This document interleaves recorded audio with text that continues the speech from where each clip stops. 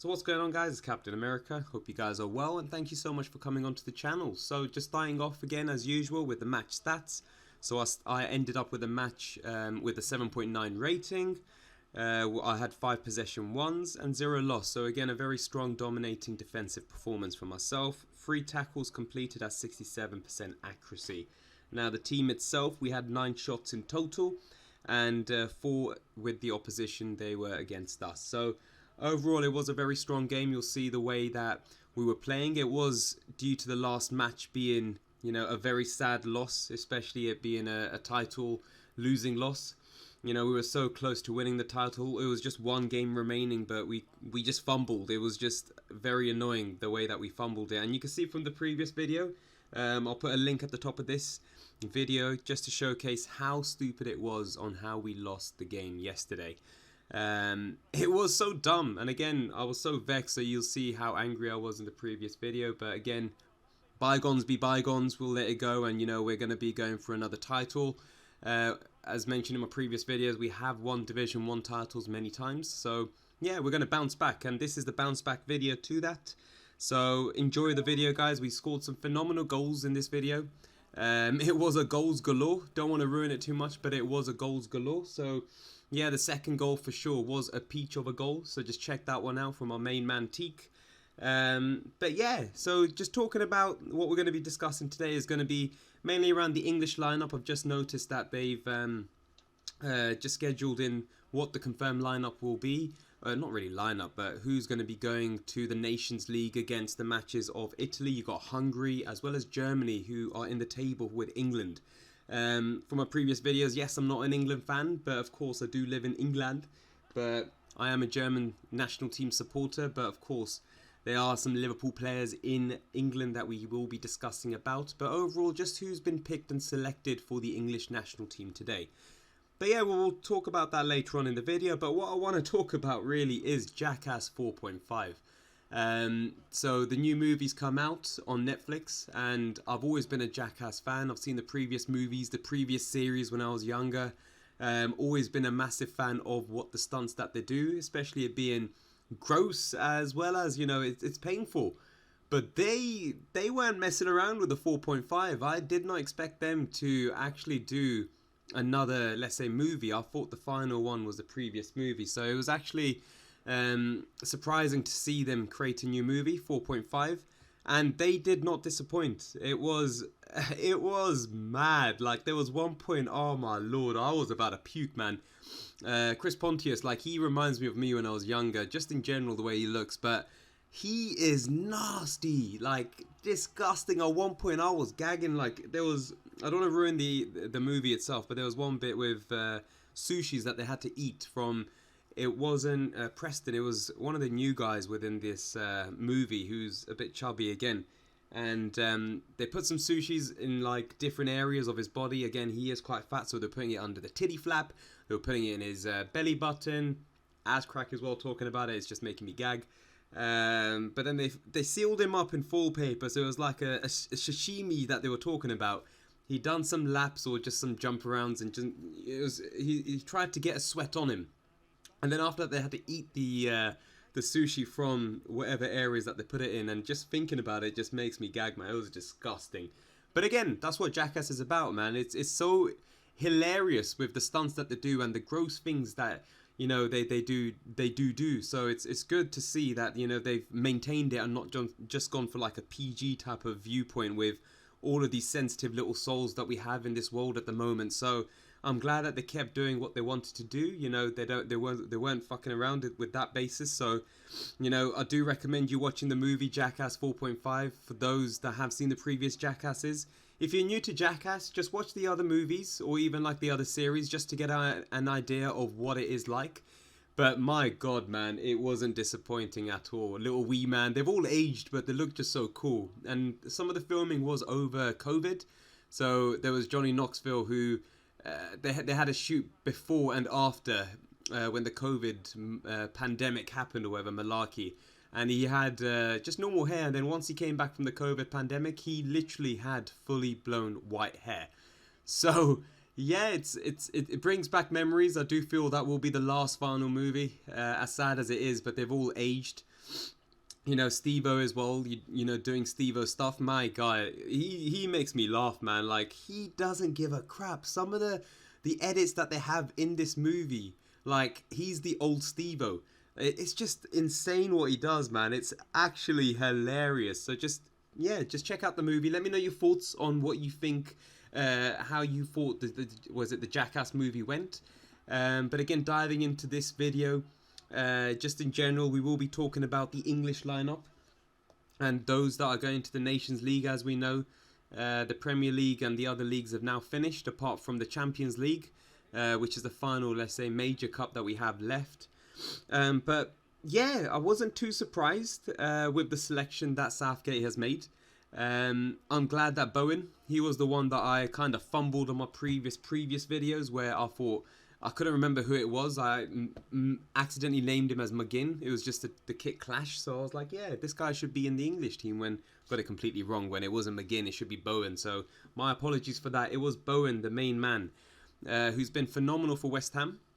Absolutely phenomenal. In over 36 appearances in the league, he's had 12 goals and 12 assists. He's just been on another level, and he's only 25 years old. Not a let's say it's an ideal age, because again, most of the signings that Liverpool have made, let's say Diaz and whatnot, bloody hell, there's a lightning strike that just went by my window, so I got a bit shook in it. You could hear it potentially, but yellow. But yeah, so Bowen, absolutely fantastic for West Ham. You know, the way that he's played, and he's only 25 years old, so I do see a lot of the big clubs, especially Man United, doing a ridiculous bid of like 200 mil with like Declan Rice added to that equation as well, because that's how dumb they are.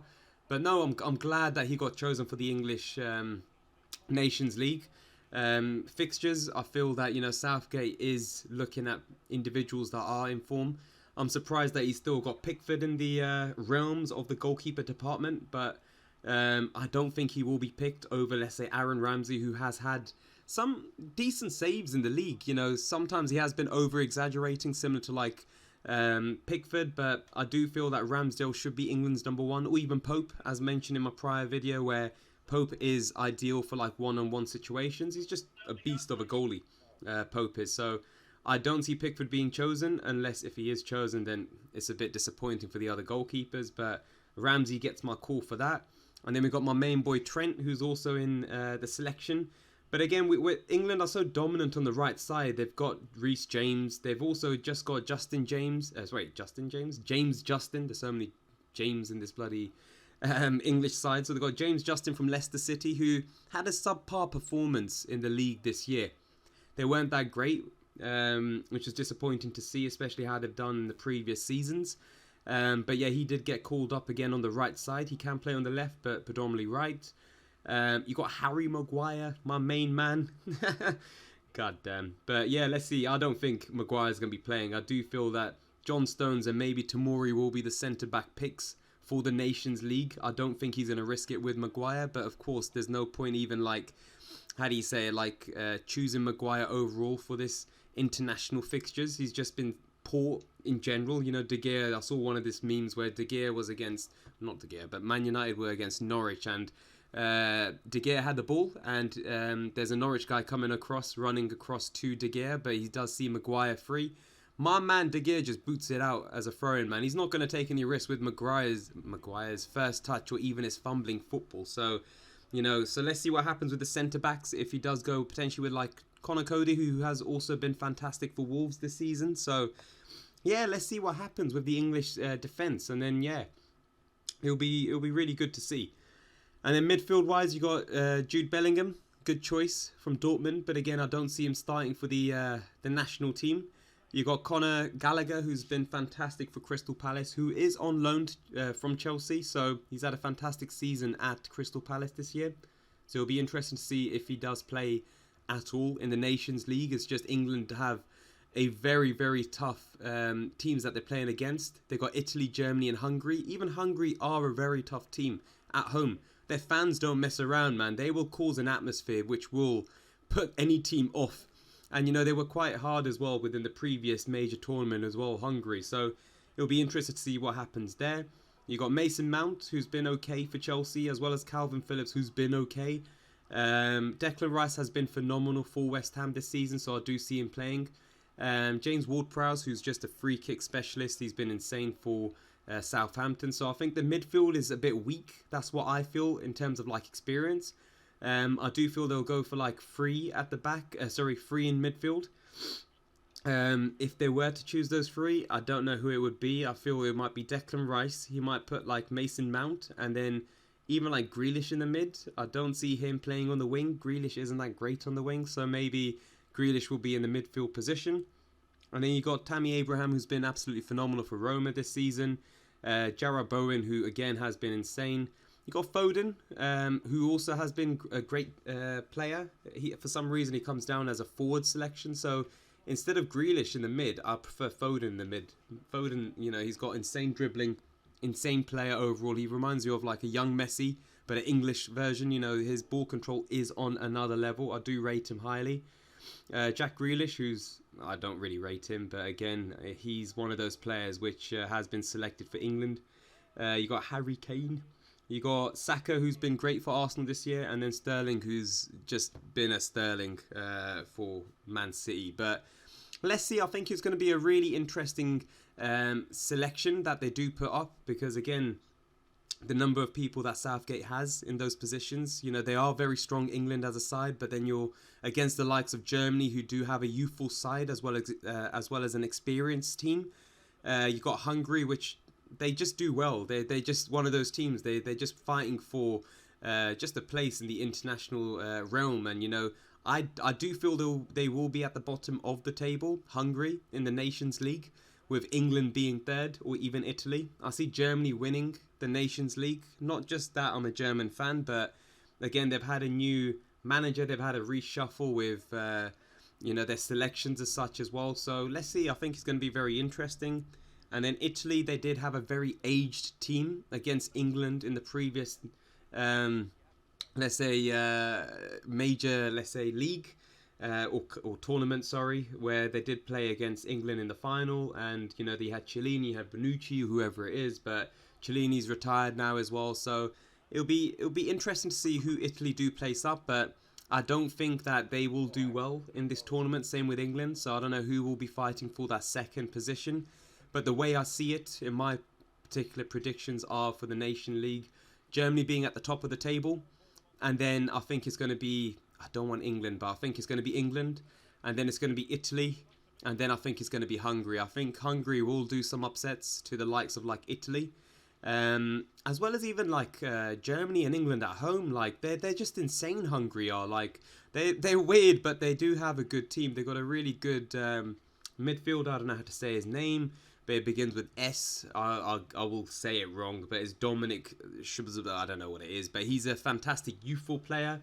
So let's see how it goes with the Nation League. But yeah, I think overall the selections, I'm impressed with Southgate going by those that are in form in a way, and not going by, let's say, Sancho, who's had an awful season, and other players as well. Hendo, he's been on the bench majority of the time for Liverpool, but again, the amount of games that Liverpool have played this season has been absolutely insane. With every single, let's say, potential games that they can play, they played those games. So yeah, so we're coming to the end of the video. I do appreciate you guys listening to this babble. Those that are new, thank you so much for coming onto the channel. Please do subscribe and like and comment. We will have a video tomorrow which I'm going to be launching mainly around our team, as well as the perks that I have that I use for the centre-back position. Those that are oldies and goldies, thank you again so much. I appreciate the love.